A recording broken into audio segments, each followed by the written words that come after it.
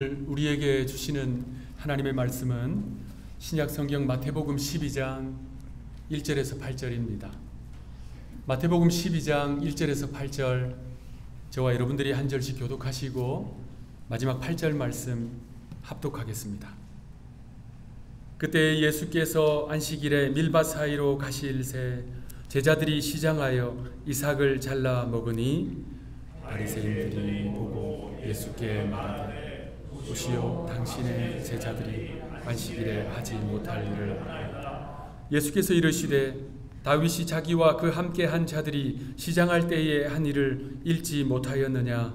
그가 하나님의 전에 들어가서 제사장 외에는 자기나 그 함께 한 자들이 먹어서는 안 되는 진설병을 먹지 아니하니 또 안식일에 제사장들이 성전 안에서 안식을 범하여도 죄가 없음을 너희가 율법에서 읽지 못하였느냐?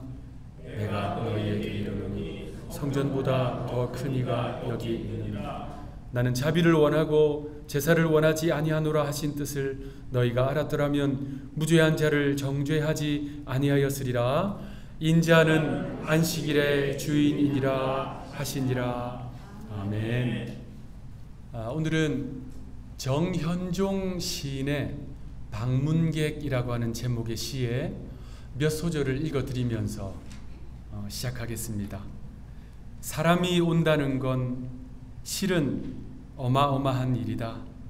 그는 그의 과거와 현재와 그리고 그의 미래와 함께 오기 때문이다. 한 사람의 일생이 오기 때문이다. 우리가 한 사람 누군가를 천천히 또 자세히 들여다보면 그가 살아온 세월이 그 안에 담겨 있다는 것을 알 수 있습니다.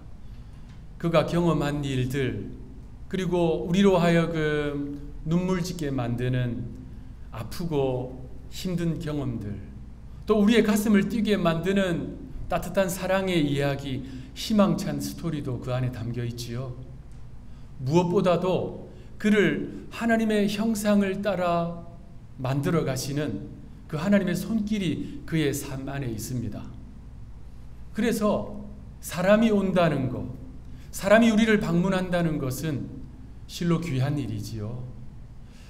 저는 이 시를 읽을 때마다 사람에 대한 따뜻한 마음이 느껴집니다. 그래서 저는 이 시를 참 좋아합니다. 우주 만물을 창조하신 하나님은요, 높이 계신 분입니다. 영으로 존재하시는 하나님, 그분과 사람은 존재 방식이 다르세요. 그래서 사람은요, 하나님께 범접할 수가 없습니다. 그래서 하나님이 선택하신 방법이 뭐예요? 사람의 몸을 입으시고 우리 가운데 오신 것이잖아요. 그런데 하나님은 여기에 더하셔서 깨어진 질그릇과 같은 우리 안에 오셨어요.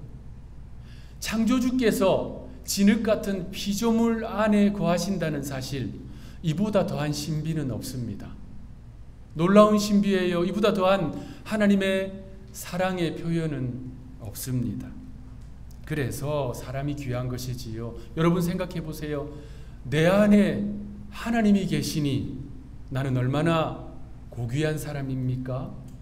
그 안에 하나님이 계시니 그는 또 얼마나 존귀한 존재입니까? 내 안에 하나님이 계신다, 이보다 더 큰 사건이 어디에 있겠습니까? 그래서 여러분 한 사람 한 사람은 고귀한 사람입니다. 같은 측면에서 여러분 앞뒤 좌우에 계신 분들은요, 하나님이 그 속에 계시기 때문에 하나님이 그 능력의 손길로 그 인생을 빚어가시기 때문에 고귀한 존재예요. 이 진리를 붙드는 마음으로 여러분 앞뒤 좌우에 계신 분들 손 한번 꼭 잡아주시면서 이렇게 한번 따라합시다. 이제 보니 어마어마한 분이시군요. 한 번 더 따라합시다. 당신도 피차 일반입니다. 하나님의 창조의 섭리, 그리고 예수님을 통한 구원의 경륜, 성령의 내재하심의 은혜, 이 삼위일체의 하나님께서 하시는 이 일들을 관통하는 핵심이 뭐냐? 바로 사랑이에요. 하나님의 사랑. 이 진리를 분명하게 깨달은 사도 요한은요, 요한 1서에서 이렇게 선포했습니다. 우리가 잘 아는 말씀이에요. 요한 1서 4장 8절. 하나님은 사랑이심이라. 하나님은 사랑이시다. 이것은 사도 요한이 하나님에 대해서 정의를 내린 거예요. 데피니션을 내린 겁니다. 여러분, 어떤 대상에 대해서 정의를 내리는 것은요, 철학적으로 아주 어렵고 중요한 것입니다. 왜냐하면 그 실체를 명명하는 것이거든요. 요한은 하나님에 대해서 정의를 내렸어요. 하나님은 사랑이시다. 그리고 요한 1서를 통해서 그것을 쭉 설명하고 있습니다. 특히 요한 1서 4장에 그는 사랑이 있는 곳에 하나님이 계신다. 반대로 사랑이 없는 곳에는 하나님이 계시지 않는다 라고 설명합니다. 요한 1서 4장 12절 우리 합독하겠습니다. 12절 시작. 어느 때나 하나님을 본 사람이 없으되 만일 우리가 하나님이 우리 안에 거하시고 그의 사랑이 우리 안에 온전히 이루어집니다. 아멘. 사랑이 있는 곳에 하나님이 계신 거예요. 사랑을 실천하는 그 사람 안에 하나님이 내재해 계신다는 말씀입니다. 그래서 요한 1서는요, 우리가 서로 사랑하는 것이 마땅한 일이다 라고 말씀합니다. 무엇보다도 그 실천은 죄로 인해서 깨어진 이 세상을 회복하는 가장 중요한 실천이에요. 아름다운 에덴 동산에서 금단의 열매를 먹은 아담, 하나님께서 그를 찾아오십니다. 그러자 아담이 이렇게 이야기합니다. 창세기 3장 12절 아담이 이르되 하나님이 주셔서 나와 함께 있게 하신 여자 그가 그 나무 열매를 내게 주므로 내가 먹었나이다. 여러분, 타락한 인간의 입에서 나온 첫마디가 뭐예요? 남 탓이에요. 그렇게 타락한 사람들로 이루어진 첫 가정, 그 가정이 어땠습니까? 살인으로까지 이어지는 불화가 형제 우애를 대신했습니다. 그래서 인간의 타락은 사랑의 상실입니다. 왜냐하면 사랑이 없는 곳에는 사랑이신 하나님이 거하시지 않기 때문입니다. 얼마 전에 신문에서 인류 최고의 명언이라고 하는 제목의 기사를 읽었어요. 여러분, 인류 역사를 살펴보세요. 기라성과 같은 철학자들, 지혜자들이 얼마나 많았습니까? 그들은 한결같이 촌철살인의 경구로 명언을 남겼습니다. 유명한 명언들이 얼마나 많아요. 그 많은 명언들 중에 최고의 명언이 뭘까요? 네티즌들이 선정한 최고의 명언, 잘 들어보세요. 사람들은 할 말이 없으면 욕을 한다. 우스갯소리 같지만 실제 있는 명언이에요. 프랑스를 대표하는 저술가이자 사상가인 볼테르가 한 말입니다. 사람들은 할 말이 없으면 남 욕을 한다. 여러분, 사람들이 틈만 나면 남 욕을 하고 아담처럼 남 탓하고 가십하고 비난하고 정죄한다는 이야기예요. 타락한 인간의 본성을 꿰뚫고 있는 말입니다. 볼테르는요, 당시 프랑스에서 관용이죠. 똘레랑스라고 부르잖아요. 이것이 제일 중요한 가치다라고 주장한 사람인데 그가 볼 때에도 사람의 본성은 그러하다는 것입니다. 왜 그럴까요? 사랑을 상실했기 때문에 그렇습니다. 복음서를 쭉 살펴보면 예수님의 공생애, 그 공생애에 그 주변에 그러한 사람들이 있었다는 것을 알 수 있습니다. 적지 않은 사람들이 틈만 나면 예수님에 대해서 수군거렸어요. 그 중에 일부는 예수님을 쫓아다니면서 비난하고 정죄했습니다. 한 사람이 오는 것만도 실로 어마어마한 일인데 삼위일체 하나님이 사람의 몸을 입으시고 그들의 땅에 오셨어요. 얼마나 놀라운 일입니까? 그런데 그들은요, 그 예수님에 대해서 수군거리고 비난하고 정죄하기를 마다하지 않았다는 거예요. 안타까운 일입니다. 오늘 우리가 읽은 그 본문은 그 장면을 잘 보여주고 있습니다. 예수님과 제자들이 하루는 안식일에 밀밭 사이를 걸어서 지나가고 계셨어요. 때마침 제자들이 배가 고팠던 것 같아요. 손으로 밀밭에서 밀이삭을 훑어서 먹었습니다. 그 장면을 지켜보고 있던 바리새인들이 이렇게 이야기합니다. 오늘 본문 마태복음 12장 2절, 바리새인들이 보고 예수께 말하되 보시오, 당신의 제자들이 안식일에 하지 못할 일을 하나이다. 구약의 신명기에 나오는 율법에 따르면 다른 사람들의 논이나 밭에 가서 낫과 같은 이 도구, 추수하는 도구를 사용해서 곡식을 베는 것은 절도죄에 해당됩니다. 우리도 그렇겠지요. 그런데 그 율법에 가난한 사람들이 허기가 져서 배고픔을 달래기 위해서 남의 이삭을 훑어서 먹는 것 허용된 행동이에요. 그러니까 제자들이 한 행동은 율법적으로 아무 문제가 없는 겁니다. 바리새인들이 그것을 모를 리가 없지요. 그래서 다른 것으로 문제를 삼습니다. 바로 안식일 규례예요. 구약의 토라, 이 모세오경에서는 안식일을 기억하여 거룩하게 지키라 라는 하나님의 명령이 나옵니다. 하나님이 그 명령을 하신 이유는 안식일을 그만큼 중요하게 여기시기 때문이지요. 지난 주일에 그 내용을 다뤘지 않습니까? 우리 교회는 지금 마태복음을 쭉 연속 강해하고 있는데요. 지난 주일에 다루었던 마태복음 11장 28절에 예수님의 말씀, 수고하고 무거운 짐진 자들아 다 내게로 오라, 내가 너희를 쉬게 하리라.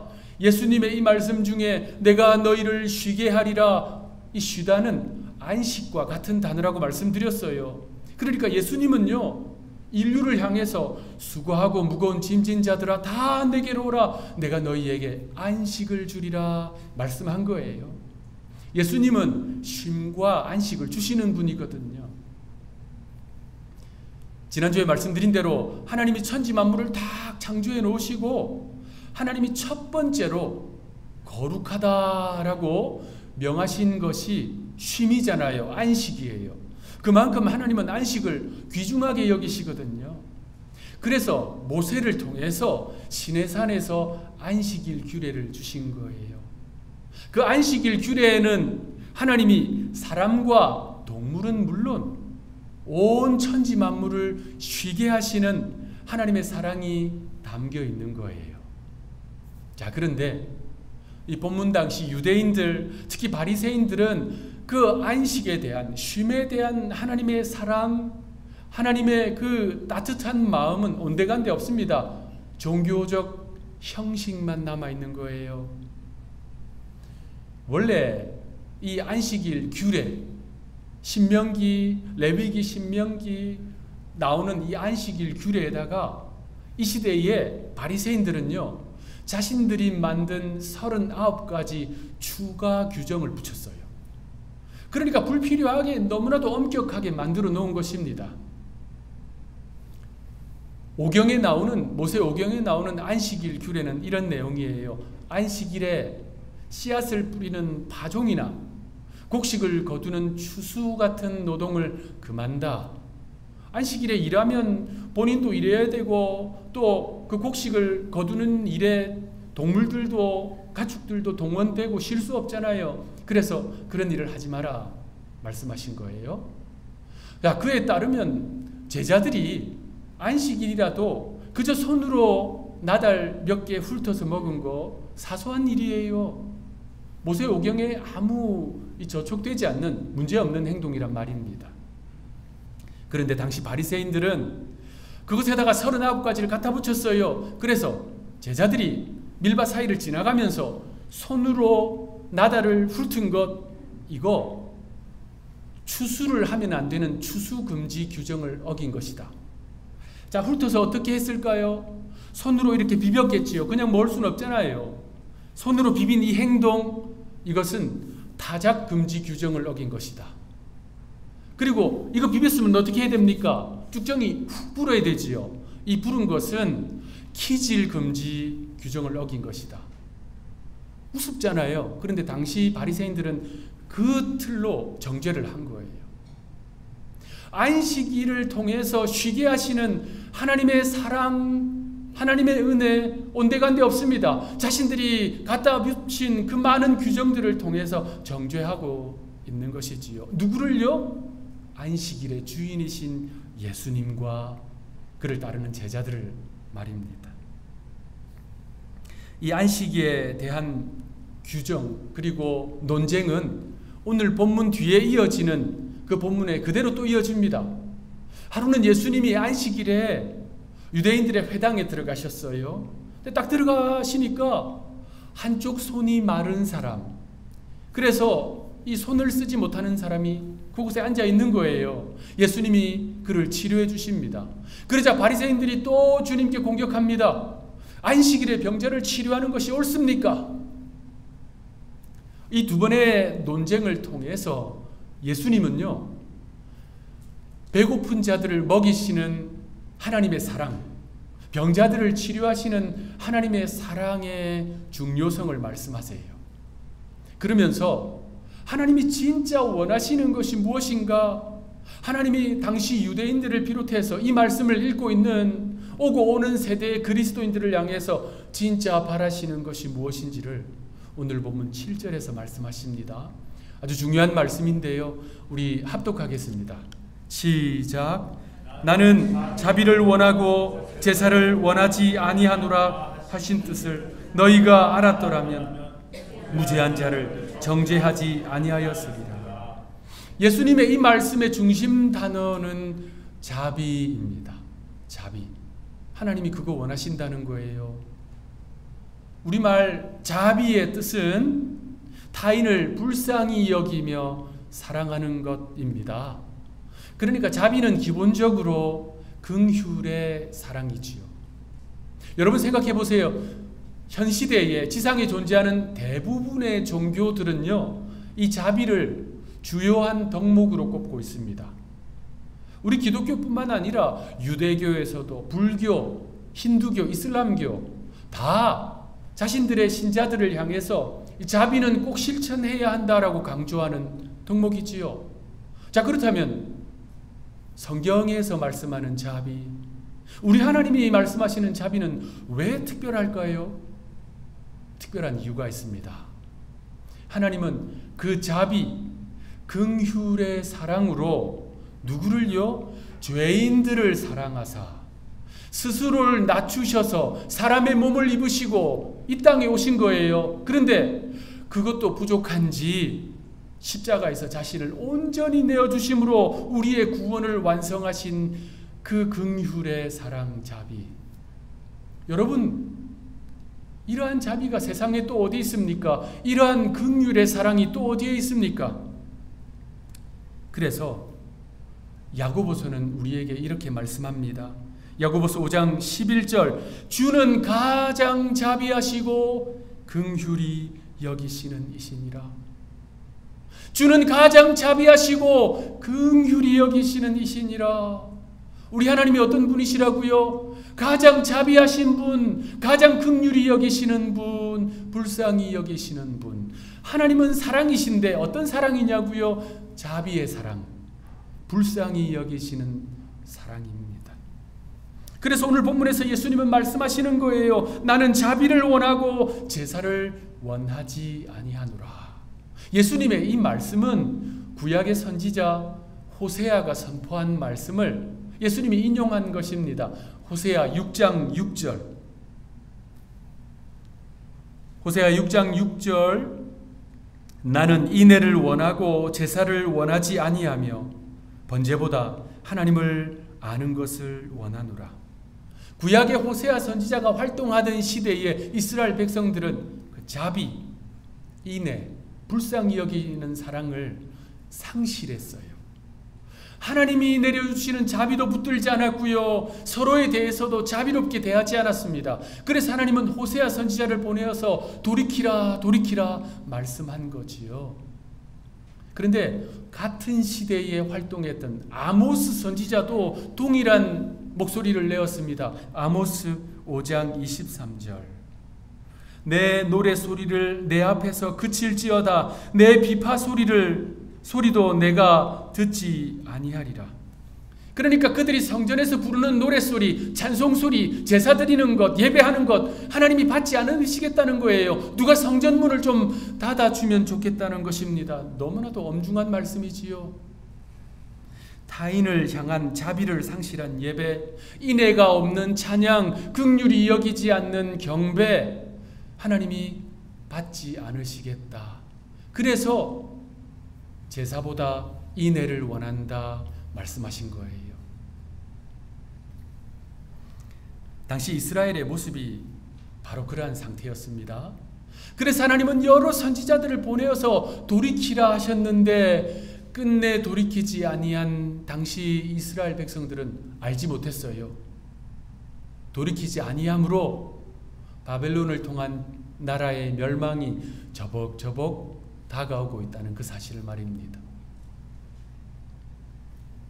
여러분, 사랑이 식어진 상태, 그것은 대표적인 종말의 징조입니다. 마태복음 24장을 보십시오. 예수님께서 장차 이 말 하나님의 엄중한 심판의 때의 징조를 쭉 설명하세요. 그 가운데 마태복음 24장 12절에서 이것이 바로 종말의 징조다. 예수님이 이렇게 말씀하십니다. 불법이 성함으로 많은 사람의 사랑이 식어지리라. 사랑이 식어진 상태, 자비를 찾기 힘든 상태, 긍휼히 여기지 않는 그 상태가 바로 호세아와 아모스 시대의 이스라엘이었고요. 마태복음 24장을 통해서 주님이 말씀하시는 종말의 징조고요. 그리고 우리가 이 시대를 살아가면서 사랑이 식어지면 하나님의 엄중한 심판이 있구나라는 것을 잊지 말아야 할 중요한 진리라는 것입니다. 그래서 주님은 당시 자비를 상실한 이스라엘을 향해서 이렇게 말씀하신 거예요. 7절 나는 자비를 원하고 제사를 원하지 아니하노라 하신 뜻을 너희가 알았더라면 무죄한 자를 정죄하지 아니하였으리라. 구약 성경에 나오는 하나님의 사랑, 우리 한글로 사랑이라고 번역된 그 하나님의 사랑들 가운데 제일 대표적인 히브리어가 있습니다. 구약은 히브리어로 쓰여졌잖아요. 제일 대표적인 히브리어가 한번 따라합시다. 헤세드라고 하는 히브리어예요. 그 헤세드를 우리 한글 성경은 자비, 인애, 긍휼, 은혜 이런 단어로 번역해 놓았습니다. 그러니까 헤세드는 뭐냐? 타인을 불쌍히 여기면서 사랑하는 것. 그가 사랑받을 만한 조건이 있어서 그가 사랑받을 만한 어떤 일을 많이 해서 성품을 가지고 있어서가 아니에요. 그죠? 불쌍히 여기는 사랑. 그게 바로 구약과 신약에 전반적으로 흐르고 있는 하나님의 사랑입니다. 앞서 읽었던 호세아 6장 6절의 인애도 바로 헤세드이고요. 오늘 본문에 예수님이 우리에게 요구하시는 자비, 그것도 구약 성경의 헤세드에서 온 말입니다. 하나님은요, 바로 그 헤세드, 불쌍히 여기는 사랑으로 우리를 사랑하세요. 그리고 그 사랑으로 서로를 사랑하라 말씀하고 있는 것입니다. 예수님의 말씀에 귀를 기울이십시오. 누가복음 6장 36절 너희 아버지의 자비로우심 같이 너희도 자비로운 자가 되라. 너희 아버지의 자비로우심과 같이 너희도 서로에게 자비로운 자가 되라. 예수님의 이 말씀이 우리 각자에게 주시는 분명한 메시지가 있을 줄로 믿습니다. 말씀을 마무리하겠습니다. 자, 오늘 본문에 그리고 그 다음 단락에 이어지는 두 번의 안식일 논쟁, 그것을 통해서도 이 자비의 가치를 깨닫지 못한 당시 바리새인들은 어떻게 되었을까요? 그들의 마음은 돌처럼 굳어지고 맙니다. 어떻게 해요? 이렇게 마태복음 12장 14절 바리새인들이 나가서 어떻게 하여 예수를 죽일까 의논하거늘. 그들은요, 하나님이 얼마나 자비를 원하시는지 예수님의 말씀을 듣고도 그 자비의 가치를 붙들지 않았습니다. 오히려 악한 쪽으로 마음이 굳어지고 말았습니다. 저 예수를 어떻게 하면 죽일까? 우리가 왜 자비의 가치를 붙들어야 하는지 본문의 이 말씀은 분명하게 교훈하고 있습니다. 사랑하는 하누리 성도 여러분, 내가 하나님의 은혜를 받은 사람이다 라는 것을 분명하게 아는 사람들은 은혜를 베풉니다. 내가 하나님의 자비를 받은 사람이고 하나님의 긍휼히 여기시는 사랑 없이는 하루도 살 수 없다라는 사실을 분명하게 알고 믿는 사람들은 타인에게 자비롭습니다. 그러므로 자비, 불쌍히 여기는 이 사랑을 붙드시기 바랍니다. 놓치지 마시기 바랍니다. 이번 한 주간 주님이 기뻐하시는 이 자비, 긍휼의 사랑을 붙들고 믿음으로 실천하는 주의 백성들이 되시기를 구주 예수님의 이름으로 축원합니다. 기도하겠습니다. 하나님은 사랑이십니다. 자비의 사랑이십니다. 그 사랑으로 우리를 사랑하시는 주님께 감사드립니다. 또한 그 사랑으로 다른 사람에게 자비를 베풀라는 오늘 주님의 말씀을 순종하게 하옵소서. 하나님이 그 속에 거하시는 고귀한 사람들을 존귀히 여기며 사랑하게 하옵소서.